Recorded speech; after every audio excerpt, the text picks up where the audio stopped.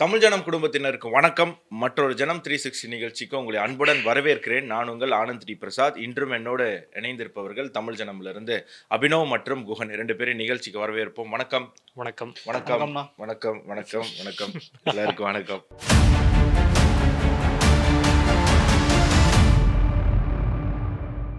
நேரடியா நீங்க டாபிக் போயிடுவோம். ஃபர்ஸ்ட் டாபிக் என்ன?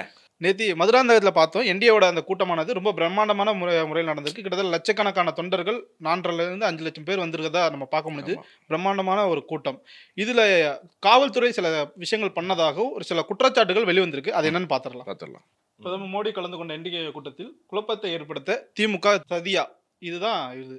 நேற்று நம்ம பார்த்தோம், எல்லா கட்சி தலைவர்களும் வந்திருந்தாங்க. ஆனா ஒரு தலைவர் அங்க வரல. அதை பல பேர் அது முடிஞ்சதுக்கு அப்புறம் ஏன் அவர் இல்லை அப்படிங்கிற ஒரு கேள்வி எழுந்தது. திரு பாரிவேந்தர் அவர்கள், ஐஜேகே கட்சியினுடைய நிறுவன தலைவர், அவர் நேத்தி மேடைக்கு வரல. காரணம், அவர் நிகழ்ச்சி முடிஞ்சதுக்கு அப்புறம் அவர் பத்திரிகையாளர்கள்ட்ட அவர் சொன்ன விஷயம் என்னன்னா, நான் வந்துட்டேன், 800 மீட்டர் தொலைவில் தான் நான் இருந்தேன், ஆனாலும் என்னை காவல்துறையினர் உள்ள அனுமதிக்கல, என்னை போக விடாம கூட்ட நெரிசல்ல சிக்க வச்சு தடுத்துட்டாங்க அப்படிங்கிற அவருடைய குற்றச்சாட்டு. இதே மாதிரி ஒரு மாற்றுத்திறனாளி வர முயன்றப்போ அதை காவல்துறை தடுத்து அவங்களை திருப்பி அனுப்ப முயற்சும் போது திரு மத்திய அமைச்சர் எல் முருகன் அவரை நேரடியாக போய் பார்த்து அவரே திரும்ப அவருக்கு உள்ள கூட்டிட்டு போனதா இருக்கட்டும். ஒருத்தவரை போட்டு காவல்துறை மூஞ்சிலேயே குத்துறாங்க, உள்ள வரக்கூடாதுன்னு. இப்படி பல விதமான குற்றச்சாட்டுகள் வருது. என்ன நினைக்கிறீங்க? இல்ல, இது ஒட்டுமொத்தமா நம்ம காவல்துறை அப்படின்னு சொல்ல வேண்டாம். ஏன்னா காவல்துறையில பல நியாயமான வேலை அப்படின்னு எந்த கட்சியும் சாராத, எந்த அரசியல்வாதி காலையும் நக்கி பிழைக்காத நேர்மையான நெறியான காவல்துறையினர் நமக்கு இருக்காங்க. அதனால தான் இன்றைக்கும் காவல்துறை மீது மக்களுக்கும் எல்லாருக்குமே அவங்க மேலே ஒரு மரியாதையும் ஒரு பயமும் இருக்குது. சில பேர் அரசியல்வாதிகளை அவங்களுக்கு நம்ம ஏதாவது ஜிங்கிச்சா அடித்தா ஒரு பதவி உயர்வு கிடைக்கும், அப்போ நியாயமாக வேலை செய்கிறவனை காட்டிலும் நம்ம வேகமாக வளர்ந்து மேலே ஏறி போயிடலாம் அப்படிங்கிற எண்ணம் கொண்டவர்கள் எல்லா துறையிலையும் இருக்கிற மாதிரி காவல்துறையிலையுமே இருக்கிறதாக நம்ம பார்க்குறோம். குறிப்பாக பாஜகவுடைய நிகழ்ச்சிகளுக்கு சமீப காலமாக வரக்கூடிய கூட்டம் இது குறிப்பாக பாஜகவினுடைய மாநில தலைவராக அண்ணாமலை வந்த பிறகு அவர் ஏற்பாடு செய்த பொதுக்கூட்டங்கள், சின்ன சின்ன செகண்ட் டயர் தேர்ட் டயர் சிட்டிஸில் கூட கூட்டம் அப்போ தான் காவல்துறைக்கும் திமுக அரசுக்கும் கண் விழித்து பார்க்குறாங்கன்னு, பாஜகவுக்கு இவ்வளோ கூட்டமா அப்படின்னு சொல்லி. அப்புறம் எண்மண் எண் மக்கள் யாத்திரையினுடைய துவக்க நிகழ்ச்சி, இந்த துவக்க நிகழ்ச்சியிலையும் இதே மாதிரி தான் பஸ் எல்லாம் எங்கெங்கேயோ நிப்பாட்ட வச்சுட்டாங்க. ஸோ கிட்டத்தட்ட 2 லட்சம் பேர் வந்திருந்தாங்க. ஆனால் 1 லட்சம் பேருக்கு எண்மண் எண் மக்கள் யாத்திரை துவக்க நிகழ்ச்சிக்கு வரவே முடியல. அப்போ அந்த நிகழ்ச்சி முடிந்ததுக்கப்புறம் அதனுடைய இறுதி நிகழ்ச்சி, துவக்க நிகழ்ச்சிக்கு அமித்ஷா அவர்கள் வந்தார், இறுதி நிகழ்ச்சிக்கு மோடி அவர்கள் வந்தார். திருப்பூரில் நடந்தது. அப்போது சுதாரிச்சுட்டாங்க பாஜகவினர், இந்த மாதிரி காவல்துறை பண்ண ஆரம்பிச்சிருக்காங்க அப்படின்னு சொல்லி அங்கங்கே சண்டை. ஏன்னா திருப்பூர் அந்த பொதுக்கூட்டம் நடக்கிறதுக்கு 30-40 கிலோமீட்டர் முன்னாடியே பஸ்ஸு வண்டி எல்லாரையும் மறைச்சி விடுறாங்க. இல்லை அங்கே ஃபில் ஆயிடுச்சு, இதுவாயிடுச்சு, அங்கே இடம் இல்லை, அங்கே வர முடியாது, போக முடியாது அப்படின்னு சொல்லி. அப்புறம் அங்கெல்லாம் சண்டை போட்டுட்டு அது மிக பிரம்மாண்டமாக மக்கள் கடல் வெள்ளத்தில் பிரதமர் வரக்கூடிய அந்த காரில் வரக்கூடிய காட்சி, இவர் அண்ணாமலையும் இருப்பார், எல் முருகன் அவர்களும் இருப்பாங்க, அந்த காரில் வரக்கூடிய காட்சி நம்ம பார்த்து பல பேர் வாயை பொளந்து பார்த்தாங்க, என்னது இது பாஜகவா, தமிழக பாஜகவா அப்படின்னு. அப்போ ஆரம்பித்தது. நயினார் அவர்கள் தலைவரான பிறகும் அது தொடர்கிறது. இன்னைக்கு வரைக்கும் பாஜக பொதுக்கூட்டம் அப்படின்னா மக்கள் வெள்ளம் அலை மோதுது. நடுவில் நம்ம பார்த்தோம் ஹிந்து அதுதான் கேட்கணும்னு நினைச்சேன். அது சொல்லணும்னு நினைச்சேன். முருக பக்தர்கள் மாநாட்டுக்கு இதே பேட்டர்ன் அப்படியே நடந்துச்சு. சொல்ல போனா மாநாடு திடலுக்கு வெளியில சாலை இருக்குல்ல, அந்த சாலை முழுக்க தொண்டர்கள் பக்தர்கள் நின்றுகிட்டே இருந்தாங்க. ஸோ பாஜக மட்டும் இல்ல, ஹிந்து அமைப்புகள் ஏற்பாடு செஞ்சாலும் அதே பேட்டர்ன் ரிப்பீட் ஆகுது. ஆனா இப்ப புதுசா என்ன ட்ரெண்ட் வந்திருக்குன்னா, இது வரைக்கும் தொண்டர்கள் தான் நிறுத்தப்பட்டுட்டு இருந்தாங்க. ஆனா நேத்து ஒரு கட்சியினுடைய தலைவரே நிறுத்தப்பட்டிருக்காரு. எனக்கு இதுல முருகபக்தர் மாநாட்டில் இன்னொரு விஷயம் இருக்கு. மற்ற இதுல எல்லாம் காவல்துறை இந்த மாதிரி அடக்குமுறை செய்யும் போது முருகபக்தர் மாநாட்டில் பெரிய அளவில் காவல்துறை பார்க்க முடியல. அவங்க எதிர்பார்த்தது என்னன்னா, எப்படியாவது இதுல ஏதாவது ஒரு அசம்பாவிதம் நடக்கணும், அதை அவங்களாவே நிகழணும்னு நினைச்சாங்க. அதனால் அந்த தொண்டர்களே அவங்களுடைய ஒரு குழு அமைச்சு வரக்கூடியவர்களை சரியான நெறிமுறைப்படுத்தினதுனால அங்க எதுவுமே ஏற்படல. அது ஆக்சுவலி மிஸ்கால்குலேட் பண்ணிட்டாங்க. எப்பவுமே ஹிந்து அமைப்புகள் ஒரு விஷயத்தை ஆர்கனைஸ் பண்ணும்போது எல்லாமே பக்காவா இருக்கும். ஏன்னா அங்க வரக்கூடிய கூட்டம்ன்றது ஆர்கானிக்கான கூட்டம். ஸோ இந்த மாதிரி தொடர்ந்து பல விதமான சிக்கல் பல நிகழ்ச்சிகளுக்கு கொடுத்துட்டு இருந்தாங்க. ஏன்னா நம்ம இந்து பக்தர் அதை பத்தி முருக பக்தரை பத்தி பேச போனா பேசிக்கிட்டே இருப்போம். நம்ம திருப்பி டாபிக் வருவோம். அப்போ நேற்றும் அதே தான் முயற்சிக்கப்பட்டிருக்கு. நேற்று இப்ப அபினவ் சொன்ன மாதிரி தொண்டர்கள் இல்லாம தலைவர்கள் மீதும் கை வைக்க துவங்கிட்டாங்க அப்படிங்கிறத நம்ம பார்க்கிறோம். அதுல ஒருத்தரை குத்துறாரு, மூஞ்சிலே குத்துறாரு. நீங்க பார்க்கணும், திமுக நடத்தின மீட்டிங்ல பெண் காவல்துறை இடுப்பை கிள்றாங்க. செய்தி பார்த்தோம், அது நம்ம சொல்றது கிடையாது, செய்தி பார்த்தோம். இல்லாததை சொல்லல. ஆமா. ஆனா அப்படியே இந்த பக்கம் வேற கட்சிக்கு வந்தா காவல்துறை சார்ந்தவர்கள் வரக்கூடிய தொண்டர்கள் மூக்குல குத்துறாங்க. அப்போ எந்த விதமான ஒரு மனநிலையோட இருக்கக்கூடியவர்களை அங்க வந்து பணிக்கு அமர்த்தி இருக்காங்க அப்படிங்கிறத பார்க்கணும். இது எல்லாமே தாண்டி கடந்து தான் நேத்து லட்சக்கணக்கான பேர் அந்த கூட்டத்துல வந்திருக்காங்க. ஸோ வரக்கூடிய, நான் சொன்னேன் இல்லையா, ஒவ்வொரு 15 நாட்களுக்கும் ஒரு மிகப்பெரிய பொதுக்கூட்டத்தை என்டிஏ பிளான் பண்றாங்க. அட்லீஸ்ட் மாசத்துக்கு ஒன்னாவது, அடுத்த 3 மாதம் தான் இருக்கு தேர்தலுக்கு, மாதத்துக்கு ஒன்னாவது பெரிய பொதுக்கூட்டத்தை பிளான் பண்றாங்க. அந்த கூட்டத்துக்கு இதே மாதிரி எல்லா விதமான சிக்கல்களும் வருவதற்கான வாய்ப்பு இருக்கு. ஸோ பிளான் பண்ணும்போது அதையெல்லாம் சேர்த்து அந்த கூட்டணி பிளான் ஆனா இந்த கூட்டத்திலேயே அவங்க அதை பிளான் பண்ணிட்டாங்கன்னு தான் தோணுது. ஏன்னா நம்ம பார்த்தோம், முக்கியமான தலைவர்கள் 1-2 பேர் மட்டும் தான் மேடையில் இருந்தாங்க.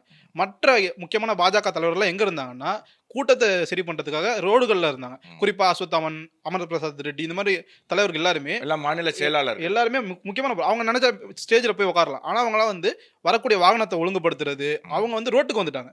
ஏன்னா இங்க இது மாதிரி நடக்குங்கிறது புதுக்கோட்டையில் நடந்த ஒரு நிகழ்ச்சியிலே அவங்களுக்கு தெரிஞ்சிருச்சு. அதை பேஸ் பண்ணி இந்த வாட்டி அவங்க ரொம்ப தயாராகிட்டாங்க. அதனால தான் இவ்வளோ இடைஞ்சலுக்கு மத்தியிலும் கூட இவ்வளோ பெரிய கூட்டத்தை அவங்களால கூட்ட முடிஞ்சிருக்குங்கிறத நம்ம காலி சேர் இருந்ததுன்னா ஒரு 4 வீடியோ எடுத்துட்டு அவங்களுக்கு சொந்தமான ஊடகங்கள்ல வந்து போட்டு அதை இல்ல பிரபலப்படுத்தலாம். இவ்வளவு கூட்டம் இருந்த போதே நம்ம சில கமெண்ட்ஸ் எல்லாம் வந்தது, பாட் கமெண்ட், என்ன கூட்டத்தையே காணோம் அப்படின்னு சொல்லிட்டு சில பாட் கமெண்ட். டிவி அதுதான் போட்டு அவங்களுடைய பார்க்கணும். நோக்கமாவும் டிவி ஆன் இருந்திருக்கும். பண்ணி பார்த்தா தான் கூட்டம் தெரியும். ஆஃப் பண்ற டிவி பார்த்தா பிளாக் ஸ்கிரீன் தான் தெரியும். இப்போ திலகமாமா அவர்கள் பாமகல என்ன பொறுப்புன்னு நம்ம எல்லாருக்குமே தெரியும். ஒரு மிக முக்கியமான தலைவர். அவங்களுக்கும் உள்ள வர சண்டை போட்டு தான் வந்தாங்க எல்லாருமே. பாமக எல்லாருமே சண்டை போட்டு தொண்டர்களை தாண்டி இப்ப தலைவர்களுக்கே இந்த நிலைமை தான் ஏற்படுதுங்கும் போது காவல்துறை வந்து இன்னும் ஒண்ணு செய்யல. எந்த அளவுக்கு அவங்களுக்கு தேவைக்கு பயன்படுத்திக்கிறாங்கிறத பார்க்கணும். இன்னும் ஒண்ணு செய்யல. செக்யூரிட்டி ரீசன்ஸ் காரணம் காட்டி நாளைக்கு பிரதமர் மோடி அவர்களுக்கே அனுமதி மறுத்தாலும் ஆச்சரியப்படுறது. இல்ல, அது தமிழ்நாட்டுல ஒரு தடவை தமிழ்நாடு அமித்ஷாக்கு லைட் ஆஃப் பண்ணி பார்த்தாங்க. அதுக்கப்புறம் என்ன ஆச்சுன்னு நம்ம செந்தில் பாலாஜிக்கு என்ன ஆச்சுன்னு நமக்கு தெரியும். அவரு என்னென்ன பண்ணாரு, என்னென்ன வந்தது, எங்க போய் அட்மிட் ஆனாரு எல்லாம் நம்ம பார்த்தோம். அதனால மோடி மீதெல்லாம் அவங்களுக்கு கை வைக்கிற அளவுக்கு தைரியமும் அந்த அளவுக்கு நெஞ்சழுத்தமும் திமுகவினருக்கு இல்லை அப்படிங்கறத நம்ம புரிஞ்சுக்கணும். இன்னைக்கு இந்த டாபிக்ல நமக்கு ஒரு விஷயம் தெரிஞ்சு போச்சு. என்டிஏ எந்த அளவுக்கு ஒரு பலமான கூட்டணி ஆயிடுச்சு, மக்கள் மத்தியில இது எவ்வளவு பெரிய தாக்கத்தை ஏற்படுத்திருக்குங்கிறது நேற்று தெரிஞ்சிச்சு. அப்படியே ஆப்போசிட் பெஞ்சு திமுகவினுடைய புள்ளி வச்ச கூட்டணி, இண்டி கூட்டணி. அந்த கூட்டணி இண்டி கூட்டணி இல்ல, இங்க வந்து மதசார்பற்ற கூட்டணி. அந்த கூட்டணியோட நிலைமை என்னங்கிறத இப்ப தெரிஞ்சுக்கலாம். இது போன்ற சுவாரஸ்யமான புது தகவல்களை தெரிஞ்சுக்க தமிழ் ஜனம் சேனலை உடனே சப்ஸ்கிரைப் பண்ணிக்கோங்க.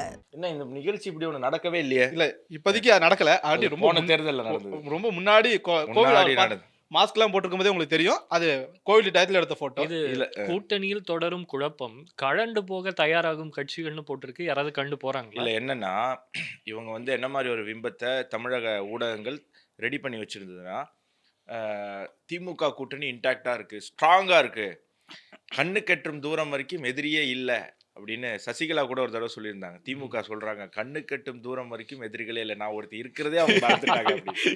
அந்த ஜோக்கை ஒரு பக்கம் ஓரமா வச்சுப்போம். நான் ஜோக்குன்னு சொன்னது அவங்க சொன்னதை. இப்போ வந்து திமுக கூட்டணி இன்டாக்டா இருக்கு, ஸ்ட்ராங்கா இருக்கு. பாஜக கூட்டணி, அதிமுக கூட்டணி அது அவங்களுக்குள்ளேயே ஜெல்லாகல, வேற கட்சிகள் வரவே இல்லை அப்படின்னு திமுக ஒரு பக்கம் சொல்லிட்டு இருந்தாங்க. அப்புறம் பார்த்தா அதிமுக பாஜக கூட்டணி ஒரு வருஷம் முன்னாடியே அமைச்சிடுச்சு. அப்புறம் பார்த்தா டிடிவி எல்லாம் வரவே முடியாது அப்படின்னு சொல்லிட்டு இருந்தாங்க. டிடிவி வந்து இதுக்கு இடையில தாவேகாவுல இருந்த சில நபர்கள் தனியா வருவோம், தாவேகா தனியா வருவோம். அது நடுவுல பேசி குழப்பக்கூடாது, தாவேகா தனியா போவோம். இப்போ நடுவுல வந்து டிடிவி வந்தாச்சு. அப்புறம் பாமக வரமாட்டாங்கன்னாங்க, பாமக வந்தாச்சு. இப்போ ஓபிஎஸ் வரமாட்டாங்கன்னு சொல்றாங்க, ஓபிஎஸ் வந்தா வருவாரு, வரலனாலும் ஒன்றும் பிரச்சனை இல்லை. அதிமுக கூட்டணி அதனால எதுவுமே அவங்க இழக்க போறது கிடையாது. ஏன்னா டிடிவி வந்தாச்சு. டிடிவியே ஓபிஎஸ்ஆன்னு பார்க்கும்போது ஓபிஎஸ்ஸை விட பல மடங்கு வெயிட்டேஜ் இருக்கிறவர் டிடிவி. இப்போ எல்லா என்டிஏ கூட்டணி கட்சிகளும் சேர்த்து நேற்று வந்து பிரதமர் முன்னிலையில் ஒரு பெரிய பொதுக்கூட்டமே நடத்தியாச்சு. அப்படி நடத்தின பொதுக்கூட்டத்தில் என்டிஏ கூட்டணிக்கு வரணும்னு ஆசைப்பட்ட சில பேரால் வர முடியலன்னு அவங்க வருத்தமும் படுறாங்கன்ற தகவல் நமக்கு வருது. கிருஷ்ணசாமி வருத்தப்பட்டதாக, சரி நம்மளால் அந்த கூட்டணி அந்த மேடையில் இருக்க முடியல அப்படின்னு அவர் வருத்தப்பட்டதாக. ஏன்னா அவர் கொள்கை ரீதியாகவும் அவருக்கு பிரதமரை ரொம்ப பிடிக்கும், பிரதமருக்கும் அவரை பிடிக்கும். பிரதமரே ஒரு தடவை சொல்லியிருக்காரு தேவேந்திரா நரேந்திரா அப்படின்னு சொல்லி. அந்த சமுதாயமும் தேவேந்திர குல வேளாளர் சமுதாயத்தையுமே பிரதமருக்கு ரொம்ப பிடிக்கும். அப்போ அவருக்கு ஒரு மன வருத்தம். தேமுதிக பிரேமலதா அவர்களுக்கும் சரி, நம்மளும் அந்த மேடையில் இருந்தால் நல்லா இருக்குமே. ஏன்னா சில பேச்சுவார்த்தைகள் தொகுதி பங்கீடு விஷயத்தில் பேச்சுவார்த்தை போயிட்டு இருக்கிறதுனால அது உறுதி செய்யப்படாமல் இருக்கு. அப்போ இந்த மாதிரி ஒரு பொதுக்கூட்டத்தை திமுகவால் இனி நடத்தவே முடியாது. அடுத்த ஒரு மாசத்துக்கு நடத்த முடியாது. காரணம் என்ன அப்படின்னு சொன்னா, திமுக என்ன சொல்லுது? எப்படி ஆப்கி பார் 400 பார் அப்படின்னு மோடி அவர்கள் பாஜக சொன்னாங்களோ, பாஜக அப்படி சொன்னதுல ஒரு நியாயம் இருக்கு. ஏன்னா ஆப்கி பார் 400 பார்னா பாஜகவே 500 தொகுதிகளுக்கு மேல போட்டிட்டாங்க. ம். அப்போ 400 ஜெயிக்கிறதுக்கு வாய்ப்பு இருக்கு. சார் 400 தொகுதிகளுக்கு மேல போட்டிட்டாங்க. 500 இல்ல 400 தொகுதிகளுக்கு மேல போட்டிட்டாங்க. அப்போ அதுல 400 ஜெயிக்கிறதுக்கு வாய்ப்பு இருக்கு. இப்ப திமுகவும் அதே தான் சொல்லுது. 200 தொகுதி 200 பிளஸ் டிஎம்கேன்னு. இப்ப 200 பிளஸ் டிஎம்கே ஜெயிக்கணும்னா டிஎம்கே 200க்கு மேல போட்டியிடணும்ல. ஆனா போன தேர்தல்ல 2021ஆம் ஆண்டு நடந்த சட்டமன்ற தேர்தல்ல திமுக போட்டியிட்டது 188 தொகுதி தான். அப்ப இந்த தடவை அதே கால்குலேஷன்ல அந்த கூட்டணி இன்டாக்டா இருக்கு, யாருமே வெளியே போல அப்படின்னு பேசிக்கிட்டு இருக்காங்க. அப்ப அதே ரேஷியோல போட்டியிட்டால் தான் என்ன ஆகும்? திமுக கூட்டணியால 200 அதே மாதிரி போட்டிட்டா 200 வராது திமுகவுக்கு. அதுக்கே 188 அதுக்கே 18 17 குறையுது. சரியா? இப்போ திமுக போன தடவை 188 போட்டிட்டு இருக்கு. அப்ப இந்த தடவை 200னா கூடுதலா 12. போட்டியிடுறதெல்லாம் ஜெயிக்கணும்னாலே 200 நிக்கணும்னாலே 12 தொகுதிகள் கூடுதலாக போட்டியிடணும். ஆனா காங்கிரஸ் வந்து எங்களுக்கு 40 வேணும்னு சொல்லுது. 40 பிளஸ் எங்களுக்கு வேணும்னு சொல்லுது. சரி, அதுக்கு வாய்ப்பு இல்லை. இப்போ என்ன தகவல் கிடைக்குதுன்னா, முதல்வருக்கு நெருக்கமான ஒருவர், முதல்வர் குடும்பத்தை சார்ந்த ஒருவர் ராகுல் காந்தியை போய் சந்திச்சுட்டு வந்திருக்கார். என்ன சொல்லியிருக்காங்க அப்படின்னு சொன்னா, உங்களுக்கு 30 எம்எல்ஏ தொகுதி தமிழ்நாட்டில், ம். ஒரு ராஜ்யசபா தொகுதி, அது போக உங்களுக்கு வந்து அஸ்ஸாம் தேர்தலுக்கான செலவு என்னவோ அதை நாங்க பாத்துக்கிறோம்.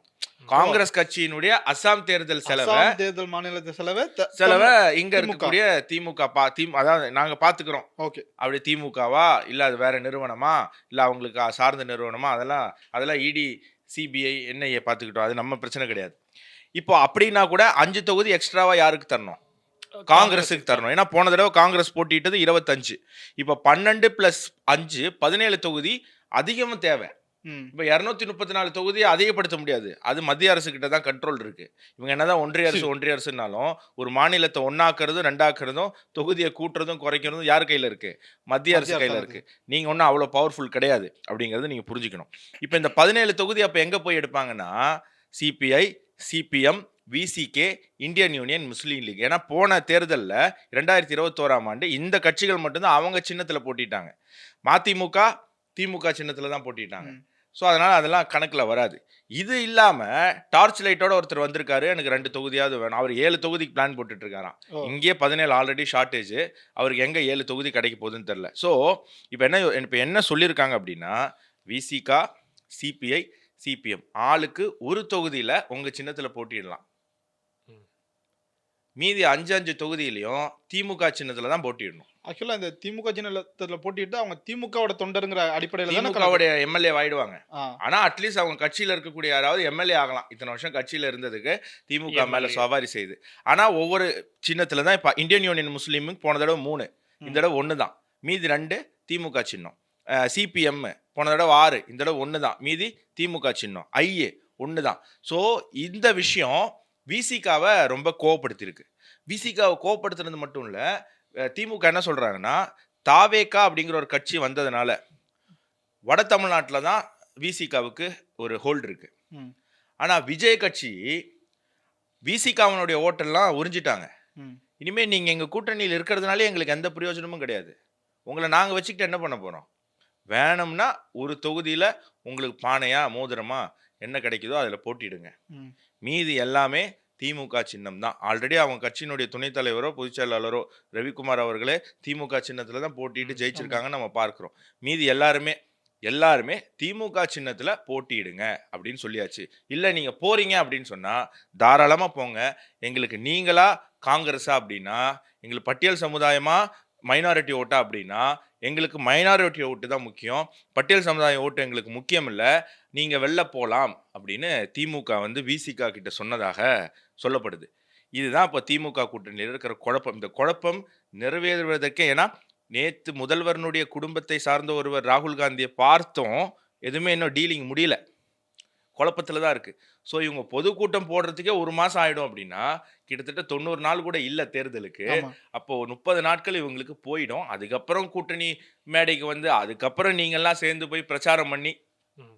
ஸோ திமுக வந்து இந்த தேர்தல்ல பெர்செப்ஷன் பேட்டில்லையுமே தோத்துக்கிட்டு வராங்க அப்படிங்கிறது நம்மளால பார்க்க முடியுது. இதனால தான் மீடியா வந்து இப்போ எப்படி ஃபோக்கஸ் ஆயிருக்கு அப்படின்னா, இவங்கள அப்படியே விட்டாங்க திமுக கூட்டணிய. மாறா நீங்க எப்படி கூட்டணி சேர்ந்தீங்க? நீங்க எப்படி கூட்டணி சேர்ந்தீங்கன்னு டிடிவிய கார்னர் பண்ண ட்ரை பண்றாங்க. நேத்து டிடிவி ரொம்ப அழகா சொல்ட்டாரு. ஏங்க நாங்க வந்து எங்களுக்குள்ள இருந்தது பங்காளி சண்டைன்னு அவரு சொன்னாரா? எடப்பாடி அவர்கள் என்ன சொன்னாரு அப்படின்னா, வைகோ அவர்கள் திரு ஸ்டாலின் அவர்கள பத்தி என்னென்ன பேசியிருக்காரு. நான் இருக்கிற வரைக்கும் திமுக வந்து ஆட்சிக்கே வர முடியாது. நான் துரோகி ஆயிடுவேன்லாம் பேசினாரு. இப்ப அந்த கூட்டணியில தானே இருக்காரு. ஒரு தடவை யாராவது கேட்டீங்களா? அப்படின்னு கேட்ட உடனே மீடியா ஆஃப். எதிர்த்து கேள்வி கேட்கல. கேட்கல. இவ்வளோலாம் ஏன்? கூட்டணியிலே இருக்கும்போது காங்கிரஸுக்கு எதிராக திமுக படம் எடுக்குது. என்ன மைகோ அவர்கள் காங்கிரஸுக்கு எதிராக அவ்வளோ பேசுறாரு. ம். இப்ப ஈழத்தமிழர்கள் பிரச்சனையில துரோகம் செய்து விட்டார், இன்னைக்கும் பேசிட்டு இருக்காரு. அதே மாதிரி அவரை வந்து எப்படி உள்ள தூக்கி போட்டாங்க அப்படிங்கிற விஷயத்தெல்லாம். ஸோ கூட்டணியில் அவ்வளோ குழப்பத்தை வச்சுக்கிட்டு இவங்க இந்த பக்கம் வந்து கூட்டணி ஸ்ட்ராங் இல்லை நம்ம ஸ்ட்ராங் இல்லை. பார்த்தோம் இப்போ என்டிஏல இருக்கக்கூடிய எல்லா கட்சிகளும் எலெக்ஷன் மோடுக்கு போயாச்சு. அவங்க தொண்டர்களும் அதுக்கேற்ற மாதிரி வேலைய ஆரம்பிச்சிட்டாங்க. எஸ். ஆனா இங்க திமுக தவிர மத்த எந்த கட்சியுமே அதுக்கான அந்த மைண்ட் செட் எலெக்ஷன் 90 நாள்ல வரப்போகுது அப்படிங்கிற ஒரு மனநிலையிலே இல்ல. ஏன்னா திமுக மட்டும்தான் இல்ல எப்பவுமே அந்த கூட்டணி அப்படிதான். அந்த கூட்டணி அதாவது இதுதான் என்டிஏ கூட்டணிக்கும் திமுக கூட்டணிக்கும் உள்ள வித்தியாசம் என்னன்னா, என்டிஏ கூட்டணியில எல்லா கட்சியும் தனித்து ஸ்ட்ராங். அவங்க எல்லாருமே ஒரு இன்ஃப்ராஸ்ட்ரக்சர் வச்சிருக்கக்கூடியது. பாமகவாக இருக்கட்டும், அமமுகவாக இருக்கட்டும், பாஜகவாக இருக்கட்டும், அதிமுகவாக இருக்கட்டும், எல்லாருமே அவங்களுக்குன்னு ஸ்ட்ரென்த் இருக்கு, பூத் இருக்கு, பவர் இருக்கு. எல்லாம் வந்து சின்ன கட்சியா இருந்தாலும் அவங்க ஒரு தொகுதியில தான் ஸ்ட்ராங்னா அந்த தொகுதியில அவங்க கட்டமைப்பு வச்சிருக்காங்க. ஆனா பூத் ஏஜென்ட் வரைக்கும் அவங்க ரொம்ப ஸ்ட்ராங்கா ஸ்ட்ராங்கா வச்சிருக்காங்க. வச்சிருக்காங்க. ஆனா திமுக கூட்டணியில் அப்படி இல்ல. யார் ஜெயிக்கணும்னாலும் ஜோதிமணி அக்கா ஜெயிக்கணும்னா அண்ணன் செந்தில் பாலாஜி அண்ணன் தயவுல தான் ஜெயிக்க முடியும். இல்ல ஜோதிமணி அக்காவால அங்க கரூர்ல ஜெயிக்கவே முடியாது. அங்க ஜோதிமணி அக்கா ஓட்டு போடல, அங்க ஓட்டு போட்டிருக்கிறது செந்தில் பாலாஜி அண்ணனுக்கு. ஸோ அது அக்கா புரிஞ்சுக்கணும். ஆனா அக்காவுக்கு என்ன, அது வெளில சொன்னா அக்காவுக்கு கௌரவம் குறைஞ்சு. நான் ஏன் கத்துல ஜெயிச்சேன், அக்காவை தனியா நிக்க சொல்லுங்க. கை சின்னத்துல தனியா கரூர்ல நின்று செந்தில் பாலாஜி அண்ணன் சப்போர்ட் இல்லாம அக்காவை ஜெயிக்க சொல்லுங்க. காங்கிரஸ்காரங்களை ஒருத்தங்களை ஒரு எம்எல்ஏ தொகுதி ஒரு வார்டுல திமுக சப்போர்ட் இல்லாம ஒரு வார்டு ஜெயிக்க சொல்லுங்க காங்கிரஸால. ஒரு முடியாது. பூத்துல இது ஏஜென்ட்டே தமிழ்நாட்டுல அவங்களுக்கு தெரியும் எந்த அளவுக்கு அவங்களோட ஸ்ட்ரென்த்னு. பாதி பூத்துல பூத் ஏஜென்ட் உட்காரத்துக்கு கூட ஆள் இருக்காது. ஆனா அதிமுக கூட்டணி அப்படி இல்ல. நினைச்சா பாமக தனித்து போட்டிட்டு அவங்களால 2-3 தொகுதி ஜெயிக்க முடியும். பாஜக தனித்து போட்டிட்டு 7-8 சட்டமன்ற தொகுதியை ஜெயிக்க முடியும். அதிமுக தனித்து போட்டிட்டு 40க்கு மேல தொகுதிகளை ஜெயிக்க முடியும். ஆனா திமுக கூட்டணியில தனித்து போட்டியிட்டால் திமுக மட்டுமே வெல்லும். அதுவும் 30 தொகுதிகளுக்கு கீழே தான் வெல்லும் அப்படிங்கறத நம்ம எனக்கு புரிஞ்சுக்கணும். அதுலயே கேள்விக்குறி இருக்கு. திமுக தனித்து போட்டிதான் திமுக முதல்ல வெல்லுமாங்கிறது. வெல்லும். ஏன்னா 30 தொகுதிகள் கிட்ட திமுக தனியாவே நின்று ஜெயிக்கிறது. இது வரைக்கும் அவங்க ஏன்னா கூட்டணி இல்லாம அவங்க ஸ்ட்ரென்த் காமிச்சது. கூட்டணி இல்லாம அவங்களால ஆட்சிக்கு வர முடியாது. ஸ்ட்ரென்த் ஆனா ஒரு காமிச்சது. 30 தொகுதிகளை வந்து அவங்களால வெல்ல முடியும் அப்படிங்கறத பார்க்கணும். சோ இது 2 திமுக அதிமுகக்கு இருக்கக்கூடிய பிரச்சனை. இப்ப வந்து பாத்தீங்கன்னா முதல்ல ஜனவரிக்கு முன்னாடி எப்படி இருந்தது, திமுக தாவேகா என்டிஏ கூட்டணி அப்படின்னு இருந்தது. இப்போ 3வது இடத்துல இருந்து என்டிஏ கூட்டணி ஃபர்ஸ்ட்டுக்கு வந்துருச்சு, திமுக செகண்டுக்கு வந்துருச்சு, தாவேகா தேர்டுக்கு வந்திருக்கு. இப்ப தாவேகா பத்தி சொல்லுங்க. இப்ப அதான் நான் கேட்க வந்தேன். இவங்கெல்லாம் சொல்லிட்டு இருந்தாங்க இவங்க கூட்டணி அவங்க வருவாங்க, அவங்க கூட்டணி இவங்க வருவாங்க. இப்படி வந்து அதிமுகவும் சரி திமுகவும் சரி நிறைய பேரை சொல்லிட்டு இருந்தாங்க. எங்க கூட வந்து இவர் சேர வாய்ப்பு இருக்கு, அவர் சேர வாய்ப்பு. இப்போ ஆல்மோஸ்ட் என்டிஏ வந்து ஒரு ஃபைனல் ஸ்டேஜுக்கு எட்டிடுச்சு. இன்னும் ஒன்று 2 பேர் சின்ன சின்ன கட்சிகள் வரதுக்கு வாய்ப்பு இருக்கு. திமுகவில் இருக்கிற யார் வெளில போவா அப்படின்னு எதிர்பார்த்துட்டு இருக்கிறது சொல்லலாம். தாவேக்கால பல பேர் சொல்லிட்டு இருந்தாங்க எங்க கூட அவங்க வராங்க, எங்க கூட இவங்க வராங்க, அவங்க எங்க கூட அவங்கெல்லாம் கூட்டிட்டு வராங்க, இவங்கெல்லாம் கூட்டிட்டு வராங்கன்னு பல பேர் சொல்லியிருந்தாங்க. உண்மையா இப்ப யாரெல்லாம் தாவேக்கா கூட எல்லாரும் வந்துட்டாங்க. இவங்க கட்சிக்காரங்க அவங்க கூட்டிட்டு அவங்க போயிட்டாங்க. அதுல வந்து தாவேகா நாங்க வந்து இத்தனைக்கும் கூட்டணி ஆட்சிங்கிறத பகிரங்கமா முதல் அறிவிச்சது தாவேகா தான். ஆமா. என்ன எங்க கூட கூட்டணிக்கு வந்தீங்கன்னா அதிகாரத்தில் ஆட்சியில் பங்கு அப்படிங்கறத ரொம்ப தெளிவா பட்டவர்த்தமா சொன்னாங்க. அவங்க அறிவிச்சப்ப நான் கூட ஒரு வியந்தேன். இது ஆல்ரெடி சொல்லிட்டு இருக்கக்கூடிய விசிகாவா இருக்கட்டும், இவங்கெல்லாம் சரி ஓகே நமக்கு இங்க ஒரு பெட்டர் ஆப்ஷன் இருக்கு, நம்ம எதிர்பார்க்கறத அவர் சொல்றாரு. மக்கள் மத்தியிலும் நல்ல செல்வாக்கான ஆளு. அவர் ஓட்டு இருக்கோ இல்லையாங்கிறதெல்லாம் நம்ம எலெக்ஷனுக்கு பின்னாடி தான் தெரியும். பட் ஆனா மக்கள் மத்தியில எளிமையா அவருடைய ஓட்டு வருமா இல்லையான்றத எப்படி கட்சிகள் ப்ரெடிக்ட் பண்றாங்கன்னா அந்த கட்சியினுடைய டிசிப்ளின் பாக்குறாங்க. இங்க அந்த டிசிப்ளின் லாகிங் ஆகும்போது நேச்சுரலா எல்லாருக்குமே ஒரு தயக்கம் வருது. அந்த தயக்கம் தான் டிசிப்ளினுக்குலாம் போறீங்க. தேர்தலில் ஜெயிச்சு ஆட்சியிலையும் அதிகாரத்திலையும் பங்கு பெற்ற பிறகு சம்பாதிக்கிறத விட தேர்தலுக்கு முன்னாடி பேரம் பேசி பொட்டி வாங்கி சம்பாதிக்கிறது தான் அதிகம். அது தாவேக்கால வாய்ப்பு இருக்கா? ஆல்ரெடி 500 கோடி ஜனநாயகம்லாம் லாக். என்ன சொல்றாங்க? அது கருப்பு பணம், அதை வெள்ளையாக்க முயற்சி பண்ணியிருக்காங்க. 500 கோடியா 2000 கோடியா உள்ள கொண்டு வந்து தேர்தலுக்கு பயன்படுத்துறதுக்கு முயற்சி பண்ணாங்க. அது லாக் ஆகி நிக்குது. இப்போ நம்ம போனா பொட்டி கிடைக்குமா அப்படிங்கிற ஒரு கேள்வி வருது. இப்போ தாவேக்கா என்ன சொல்றாங்க? நாங்க டோரெல்லாம் திறந்து போட்டு வெயிட் பண்ணிட்டு இருக்கோம், யார் வேணா வாங்க அப்படின்னு சொல்லி. யாருமே வரல அப்படிங்கிறது இல்ல. டோரை திறந்து போயிட்டு இருந்தா வெளில இருந்து உள்ள வர்றது இருக்கட்டும், உள்ள இருந்து வெளில போறதை முதல்ல நீங்க தடுத்து நிறுத்தணும். நீங்க வேணா பாருங்க, தேர்தல் சமயம் நெருங்க நெருங்க நெருங்க நெருங்க தாவேக்காவில் இருக்கக்கூடிய முக்கிய புள்ளிகள், முக்கியமான மாவட்ட தலைவர்கள், முக்கியமான ரசிகர் மன்ற தலைவர்கள், எத்தனை பேர் திமுக, எத்தனை பேர் அதிமுக, எத்தனை பேர் பாஜக போறாங்க அப்படிங்கிறத மட்டும் நீங்க வெயிட் பண்ணி பாருங்க. கடைசியில பனையூர்ல உட்காந்துக்கிட்டு விஜய் அவர்களும் புஷி ஆனந்த் அவர்களும் எங்க நம்ம தப்பு பண்ணோம் அப்படிங்கிறத யோசிக்க ஆரம்பிப்பாங்க. அப்போ எங்க வந்து தாவேக்கா தப்பு பண்ணிச்சு அப்படின்னு சொன்னா, தாவேக்கா விஜய் முதலமைச்சர் ஆயிடுவாரு அப்படிங்கிறத நம்பின இடத்துல தான் தாவேக்கா தப்பு பண்ணியிருக்கு. விஜய் முதலமைச்சர் ஆக முடியும், தனித்து நமக்கு வாக்கு கிடைக்கும் அப்படின்னு அவங்க எங்க நம்பினாங்களோ அங்கதான் தாவேக்கா தோற்கப்பட்டிருக்கு. உங்களுக்கு உண்மையிலேயே மாற்றம் தான் தேவை, ஊழல் ஒழியணும் அப்படின்னு சொன்னா நீங்க உங்களுடைய ஸ்ட்ரென்த் படி தான் அரசியலுக்குள்ள வரணும். அதற்கு மிகப்பெரிய உதாரணம் பவன் கல்யாண். அவர் வந்து தனித்து பார்த்தாரு, முடியல அப்படின்னு தெரிஞ்சு போயிடுச்சு. கூட்டம் வரும். ஆந்திரா தேர்தலில் அவருக்கு வந்த கூட்டம் ஜெகன்மோகனுக்கும் வரல, சந்திரபாபு நாயுடுக்கும் வரல. அவங்க அண்ணாக்கு அதை விட அதிகமா அதிகமான கூட்டம் வந்தது. அண்ணாவது 30 சீட்டு ஜெயிச்சாரு, அதை நீங்க மறந்துடக்கூடாது. தம்பிக்கு, அண்ணனை விட தம்பிக்கு தான் கூட்டம் அதிகம். ஏன்னா தம்பி தான் அண்ணனை விட மாசங்க, ஓகேவா? ஆனா தேர்தல் வரும்போது என்ன சதவீதம் அங்கே ஓட்டுவாங்கன்னா டெபாசிட் இழந்துட்டாருங்க எல்லா இடத்துலையும். அப்ப அடுத்த தேர்தலில் என்ன பண்றாரு? இல்ல, நமக்கு மாற்றம் தேவை. இருக்கிறதுலே பெரிய அயோக்கியம் யாரு? அவன் தோத்து போனோம், அவனை ஓரமா ஒதுக்கணும். அப்போ மற்றவங்களோட நம்ம சேருவோம். அந்த மாற்றம் வருவதற்கான வாய்ப்பு யாருக்கிட்ட இருக்கு? அப்ப ஆந்திரா பிரதேஷ்ல என்டிஏ கூட்டணி அமைந்ததற்கு மிக முக்கியமான காரணம் ஒருத்தர் இருக்காரு. அவர் இன்னைக்கு அரசு பதவியில இந்தியாவில் 2வது முக்கியமான பொறுப்புல உட்காந்துருக்காருன்னு வச்சுப்போம். ஆனா பவன் கல்யாணம் ஒரு முக்கியமான காரணம். அவர் தான் சந்திரபாபு நாயுடு, பாஜக, இந்த 2 கட்சிகளுக்கும் அரசியல்ல ஒரு இணைப்பு பாலமாக இருந்து அங்க கூட்டணி அமைச்சு அங்க மாற்றத்தை கொண்டு வந்திருக்கார்.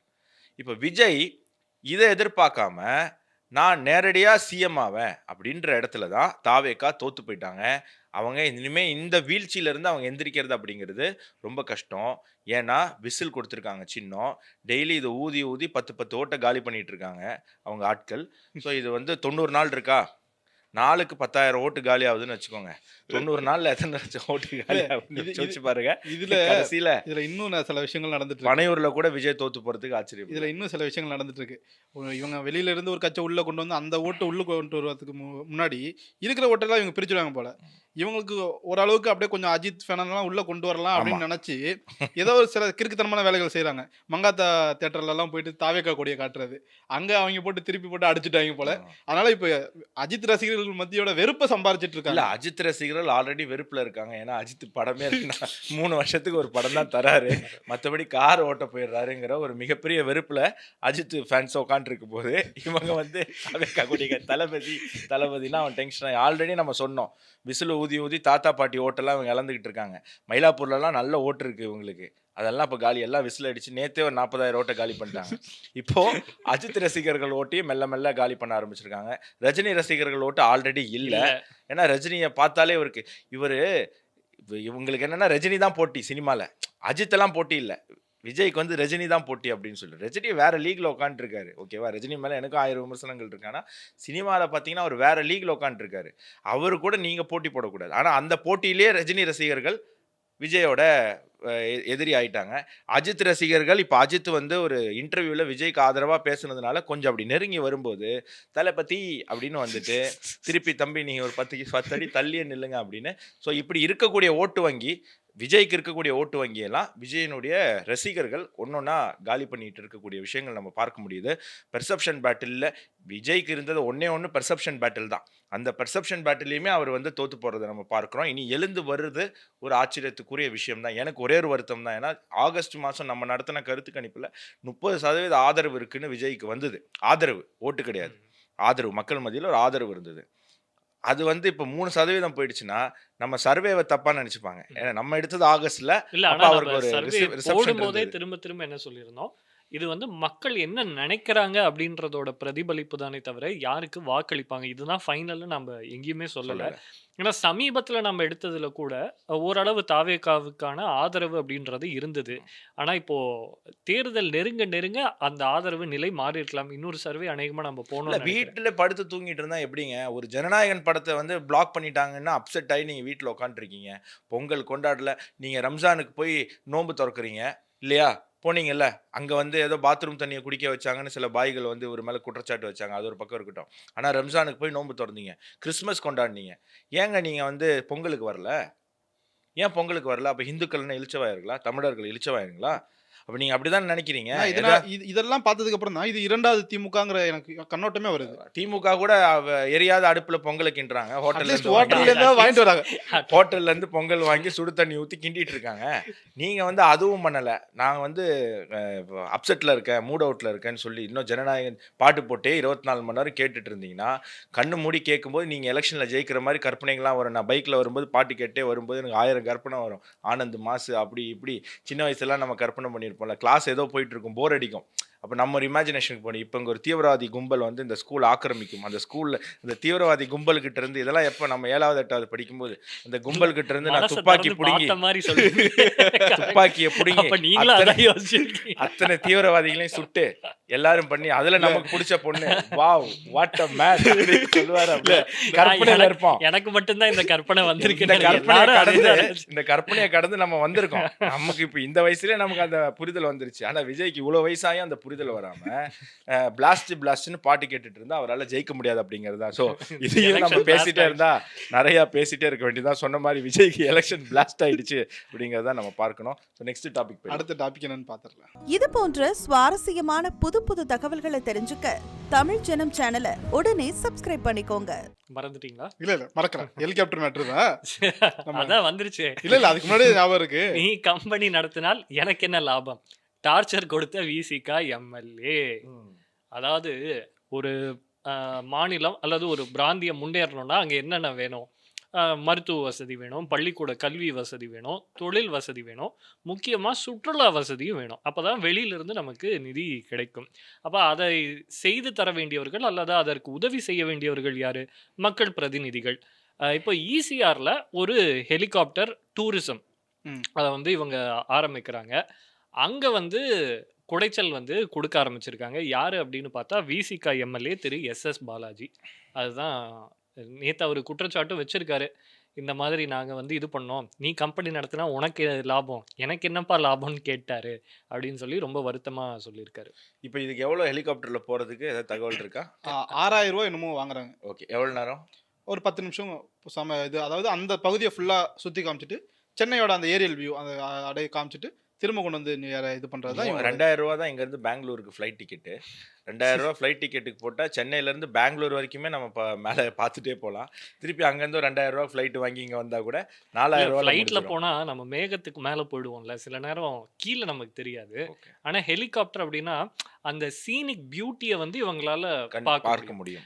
இப்போ ஈசிஆர்லாம் வந்து நல்ல சீனிக்கான ஒரு இடம் அப்படின்றதுனால அந்த ஒரு 6000 ரூபா வர்த்து தான். இந்த 15 பணம் இருக்கிறவங்களுக்கு, நம்மள மாதிரி ஏழைகளுக்கு கஷ்டம் தியாகம். ஆமா, எஸ்எஸ் பாலாஜி மாதிரி பணம் வச்சிருக்கிறவங்களுக்காக அது இல்ல. அவர் வந்து தனி ஹெலிகாப்டர் வாங்கி கூட போவார். அவருக்கு இந்த ஹெலிகாப்டர்ல போகணும்னு அவசியம் இல்லை. சரி, ஓகே. அதனால இதுல வந்து அவர் பல குற்றச்சாட்டுகளை அவர் மேல வைக்கிறாரு.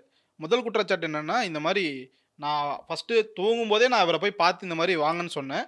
அப்போ என்கிட்ட இவர் கேட்டாரு, நீ தொடங்குறதுனால எனக்கு என்ன லாபம் அப்படின்னு கேட்டாரு. அதுக்கப்புறம் டிபிக்கல் பொலிட்டிஷியன். அதுக்கப்புறம் வந்து இடைஞ்சல் கொடுக்க ஆரம்பிச்சிருக்காரு.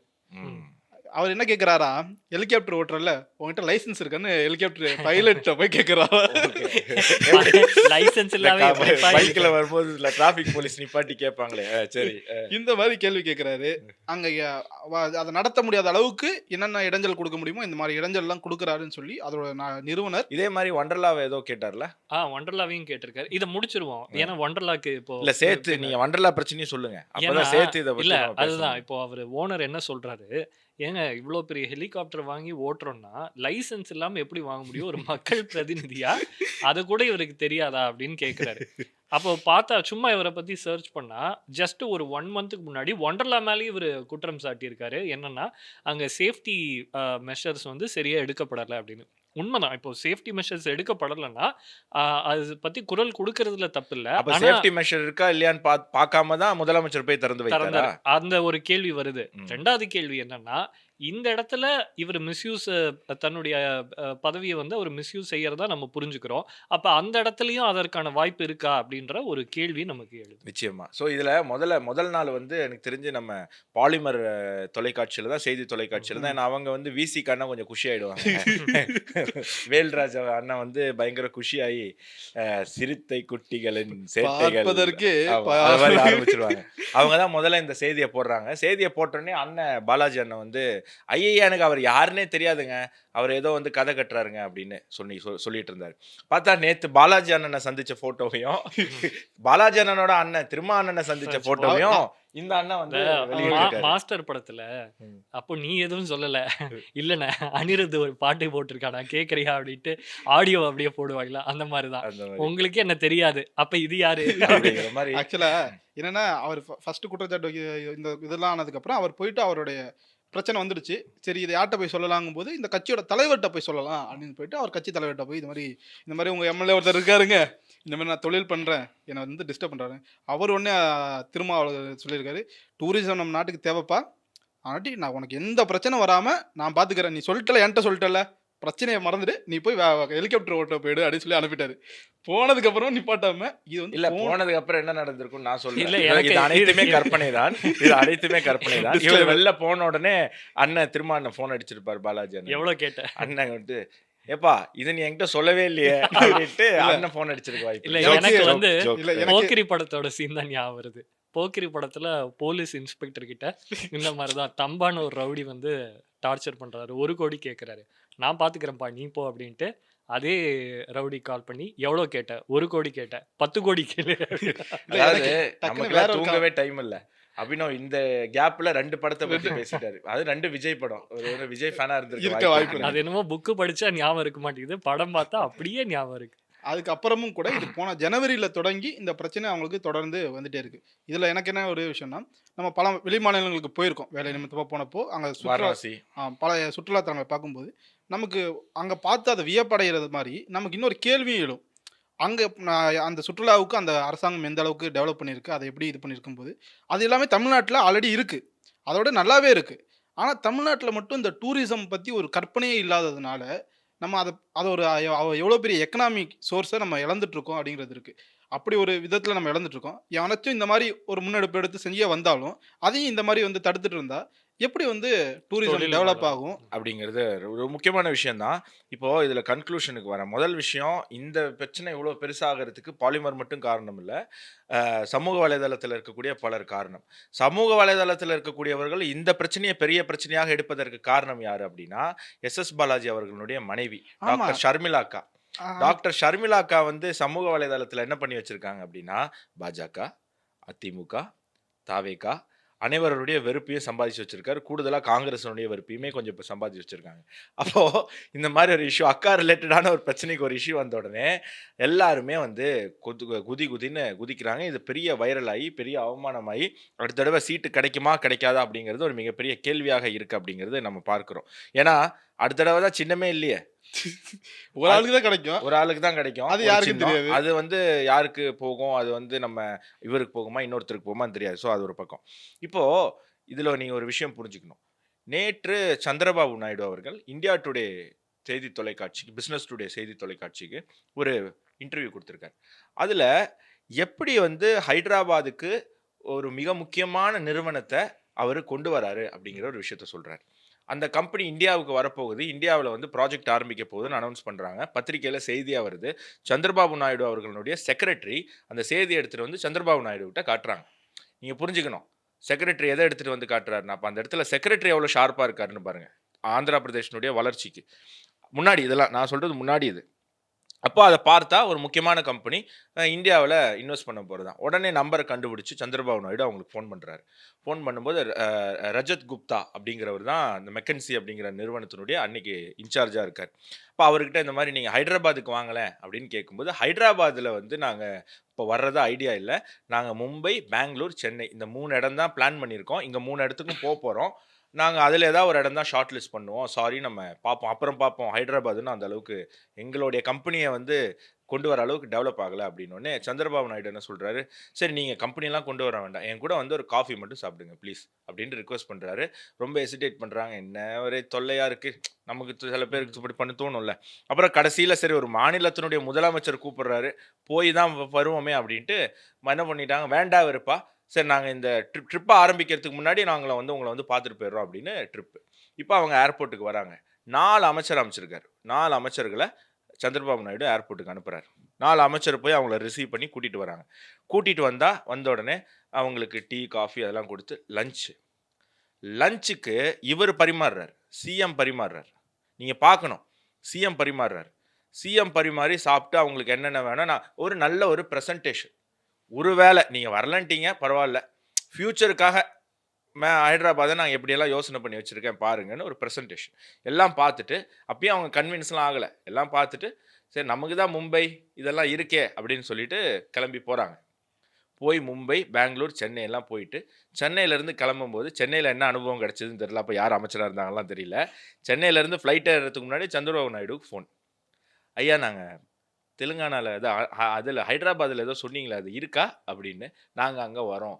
இப்படி தான் தொழில்களை ஒரு மாநிலத்துக்கு கொண்டு வரணும். இதை தான் இப்போ யோகி ஆதித்யநாத் பண்ணுறாரு, இதை தான் மோகன் யாதவ் பண்ணுறார், இதை தான் பஜன்லால் சர்மா பண்ணுறார் ராஜஸ்தானில். ஸோ தமிழ்நாட்டில் ஆல்ரெடி பெரிய பெரிய நிறுவனங்கள், ஐடி கம்பெனி, ஃபேக்ட்ரி பக்கத்து மாநிலத்துக்கு போகுது. இப்போ டூரிசமும் போகுது. நாங்கள் வந்து வாரணாசி, நானும் குஹனும் நம்ம கேமராமேன் எல்லாம் போகும்போது, நம்ம நண்பர் சந்துரு எல்லாம் போகும்போது, அங்கே வந்து நீங்கள் ஒரு மிதக்கும் கப்பல், மிதக்கும் 5 ஸ்டார் ஹோட்டல் கங்கை மேலே கட்டியிருக்காங்க. அந்த வீடியோ நம்ம வேற போடணும், அது வேற போடாமல் வச்சுருக்கோம். எப்படிங்க அப்படின்னா, லோக்கல் எம்எல்ஏ சப்போர்ட்டுங்க. நாங்கள் என்ன கேட்டாலும் ₹1 வாங்காமல் எங்களுக்கு ஹெல்ப் பண்ணுறாரு. ஏன்னா பிரைம் மினிஸ்டர் சொல்லிட்டார், இது வாரணாசி டெவலப் பண்ணணும். எங்களுக்கு அதை சொன்னது யாருன்னா அந்த டிவிஷனல் கமிஷனர், அதாவது அந்த 4-5 மாவட்டத்தை பார்த்துக்கக்கூடிய கலெக்டர், இங்கே சொல்ற மாதிரி கலெக்டர் மாதிரி அந்த கம்பெனி ஓனரும் சொன்னாரு. அவர் வந்து நீ அதை போய் பாருங்க, எங்க ஊர்ல இப்படி ஒன்று இருக்கு, இது நிறைய பேருக்கு நீங்க சொல்லுங்கன்னு அவரு இதை இது கொடுக்குறாரு. அப்ப அவங்களுக்குள்ள எந்த அளவுக்கு ஒரு லிங்க் இருக்கணும், இப்படி நம்ம 4 பேர் நம்ம ஊருக்கு வளர்ச்சி வேணும்னா இதெல்லாம் பண்ணா இப்படிலாம் கிடைக்குங்கிறது அதிகாரிகளுக்கும் இருக்கணும், அந்த தொழில் தொடங்கக்கூடியவர்களுக்கும் இருக்கணும். எல்லாரும் ஒன்னா சேர்ந்து செய்யும் போது தான் அந்த பகுதி வளமாகும். அப்பதான் அடுத்த ஆட்கள் வரணுங்கிற எண்ணமும் உருவாகும். ஆக்சுவலி அந்த வீடியோ நான் பார்த்தேன் நீங்க பண்ணியிருந்தது. அதில் இன்னொரு அக்கறையான ஒரு விஷயமும் பண்ணியிருந்தாங்க. ஆக்சுவலி ஒரு டூரிசம் ஒரு இடத்துல டெவலப் பண்ணணும்னா அந்த இடத்தினுடைய தன்மை என்ன அப்படின்றது தெரியணும். வாரணாசி பேசிக்கலாக ஸ்பிரிச்சுவல் டூரிசம். அங்கே இவங்க இந்த 5 ஸ்டார் ஹோட்டல் கட்டுறாங்கல்ல, அந்த ஸ்பிரிச்சுவல் டூரிசம்க்கு எப்படி எய்டு பண்ண முடியுமோ அந்த வகையில் கட்டியிருந்தாங்க. மற்ற 5 ஸ்டார் ஹோட்டல் மாதிரியான விஷயங்கள் அங்கே இருக்காது. மாறா அந்த ஸ்பிரிச்சுவல் ஃபீலிங்கை என்ஹான்ஸ் பண்ணுற மாதிரி, அப்போதானே அது இன்னும் என்ஹான்ஸ் ஆகும். விரைவில் அதை போட்டு மக்களுக்கு நம்ம அந்த வீடியோவை காட்டலாம். அது கூடவே எங்களுக்கு இன்னொரு வியப்பா ஏற்படுத்தினது அந்த ரோப் கார் ப்ராஜெக்ட். அது 2 விதமாக அவங்க யூஸ் பண்ணுறாங்க. முதல்ல அந்த மக்கள் வந்து டிரான்ஸ்போர்ட்டேஷனுக்கு மெட்ரோ மாதிரி ஒரு திட்டம் தேவை, அதை அங்கே நடைமுறைப்படுத்த முடியாது. அதே சமயத்தில் இது இன்னும் கொஞ்சம் மக்களை ஈர்க்க விதமாக இருக்கணும் போது ரோப் காரில் எப்படி மெட்ரோ வர முடியும், அதை எப்படி மக்களுக்கு கொண்டு போக முடியும்னு சொல்லி அவங்க அந்த ஒரு மெட்ரோ ஸ்டேஷன் கட்டுறாங்கன்னா, ரோப் கார் ஸ்டேஷன் கட்டுறாங்கன்னா, அங்கே வந்து பயணிகள் வந்துட்டு போகிறதா இருக்கட்டும், ஹோட்டலாக இருக்கட்டும், ஐடி கம்பெனிஸ் அதுக்குள்ளே எப்படி இது பண்ண முடியும், அடுத்த ஒரு 50 வருஷம் 100 வருஷத்துக்கு என்னென்னலாம் அதில் இருந்தால் தேவை இருக்குமோ அதெல்லாம் பிளான் பண்ணி அவங்க கட்டுறாங்க. அப்போது இது மாதிரி ஒரு கற்பனையோட ஒரு அரசாங்கம் இருக்கும்போது மட்டும்தான் மக்களும் சரி முதலீட்டாளர்களும் சரி முன்னேற முடியும். இல்லைன்னா நம்ம நாட்டில், அதான் நம்ம மாநிலத்தில் வந்து பார்க்கு கட்டி முதல்வரும் ஒரு மூத்த பத்திரிகையாளரும் வாக்கிங் போயிட்டு இருக்கக்கூடியதை நம்ம பார்க்குறோம். ஸோ தமிழ்நாட்டில் பிரச்சனைகளுக்கு மேலே பிரச்சனைகள் வந்துட்டு இருக்கு, தேர்தல் வேற நெருங்கிக்கிட்டு இருக்கு. மக்கள் சரியான முடிவு எடுப்பார்களா மாட்டார்களா அப்படிங்கிறது நம்ம தான் பொறுத்திருந்து தான் பார்க்கணும். ஸோ இன்றைக்கும் நிறையா விஷயங்கள் நம்ம இதில் இந்த நிகழ்ச்சியில் விவாதிச்சிருக்கோம். ஸோ அடுத்த ஜனம் 360 நிகழ்ச்சியில் சந்திப்போம். வணக்கம், ஜெய்ஹிந்த்.